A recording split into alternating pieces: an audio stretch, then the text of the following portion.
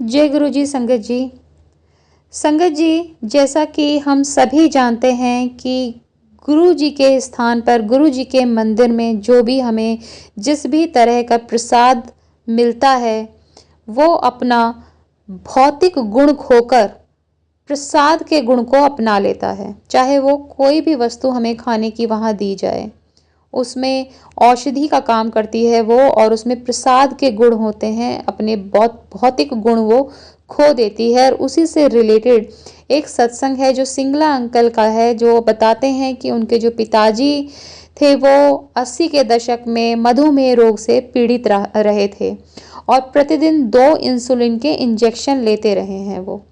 तो आइए उनका सत्संग शुरू करते हैं और बताते हैं वो इस सत्संग में कि कैसे गुरु जी का दिया प्रसाद औषधि का काम करता है। आइए सत्संग शुरू करते हैं।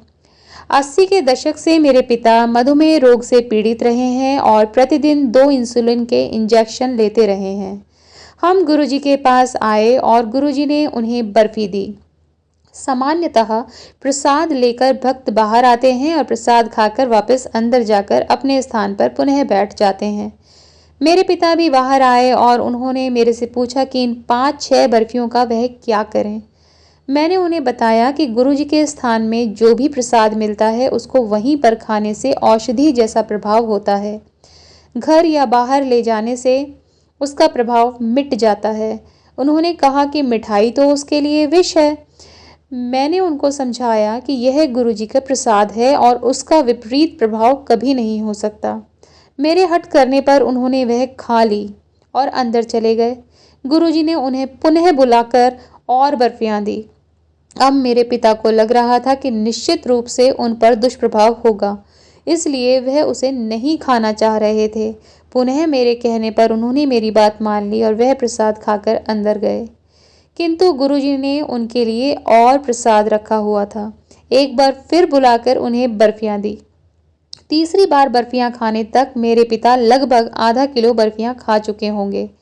उन्हें विश्वास था कि वह गंभीर रूप से बीमार पड़ेंगे और उनके मधु का स्तर पिछले 15 वर्ष के बराबर की मिठाई केवल 4 घंटे में खा लेने से निश्चित अतिरूप से उच्च हो जाएगा। हम घर गए और उन्होंने मुझे प्रातः 5:30 बजे फोन करके कहा कि उनके मधु का स्तर जो गत दिन 130 था, इतनी बर्फियां खाने के पश्चात भी 120 ही था। इससे बोध होता है कि गुरुजी के स्थान पर दी हुई कोई भी वस्तु अपने भौतिक गुण को खोकर प्रसाद के गुण को अपना लेती है।